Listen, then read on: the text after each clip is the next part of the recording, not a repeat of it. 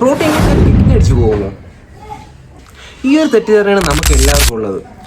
എന്തും അമിതമായാൽ അമൃതം വിഷമാണെന്നാണല്ലോ. നിങ്ങൾ kidney patient ചോദിച്ചിട്ടുണ്ടോ?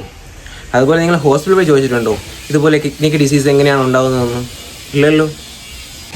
സത്യം പറയാൻ നമ്മൾ കഴിക്കുന്ന ഗ്ലൂക്കോസ് അല്ലെങ്കിൽ ഷുഗർ, ഇതുമല്ലെങ്കിൽ നമുക്ക് എല്ലാവർക്കും പരിചിതമായ ഒരു വേർഡുണ്ട്, കാർബോഹൈഡ്രേറ്റ്. ഇവനാണ് മെയിൻ വില്ലൻ. എങ്ങനെയാണ് വില്ലനാണെന്ന് അറിയണ്ടേ? നമ്മൾ കഴിക്കുന്ന കാർബോഹൈഡ്രേറ്റിൻ്റെ അമിതമായ ഉപയോഗം മൂലമാണ് നമുക്ക് ഈ കിഡ്നി ഡിസീസ് ഉണ്ടാകുന്നത്. ഇന്ന് നമ്മുടെ സമൂഹത്തിൽ ഒരുപാട് പേർക്കും കിഡ്നി പ്രോബ്ലം വരുന്നതിൻ്റെ മെയിൻ കാരണം ഈ കാർബോഹൈഡ്രേറ്റിൻ്റെ അധികമായ ഉപയോഗം മൂലമാണ്. നമ്മൾ ഈ സ്ഥിരമായിട്ട് ഉപയോഗിക്കുന്ന ഷുഗറാണ് മെയിൻ വില്ലൻ. നമ്മളൊക്കെ വിചാരിക്കും നമ്മൾ ഈ ടീയിലൊക്കെ യൂസ് ചെയ്യുന്ന വൈറ്റ് ഷുഗർ ആയിരിക്കും മെയിൻ വില്ലനെന്ന്. പക്ഷേ സത്യം അതല്ല. നമ്മൾ ഡെയിലി യൂസ് ചെയ്യുന്ന ചോറ്, കപ്പ, അതുപോലെ അളവിൽ കൂടുതൽ യൂസ് ചെയ്യുന്ന ഫ്രൂട്ട്സ്, ഇവയെല്ലാം മെയിൻ വില്ലനായിട്ട് മാറുകയാണ്. ഇവയെല്ലാം കഴിച്ച് നമ്മളെ ഓർഗൻസ് എല്ലാം കേടായി വന്നതിന് ശേഷമായിരിക്കും നമ്മൾ ഒരു ഹൈ പ്രോട്ടീൻ ഡയറ്റ് സ്റ്റാർട്ട് ചെയ്യുന്നത്. അങ്ങനെ കഴിച്ച് നമ്മൾ സ്റ്റാർട്ട് ചെയ്യുന്ന സമയത്തായിരിക്കും നമുക്ക് ഇതുപോലെ ഓർഗൻ ഡിസീസ്, കിഡ്നി ഡിസീസ് പോലുള്ള അസുഖങ്ങളെ പറ്റി നമ്മൾ അറിയുന്നത്.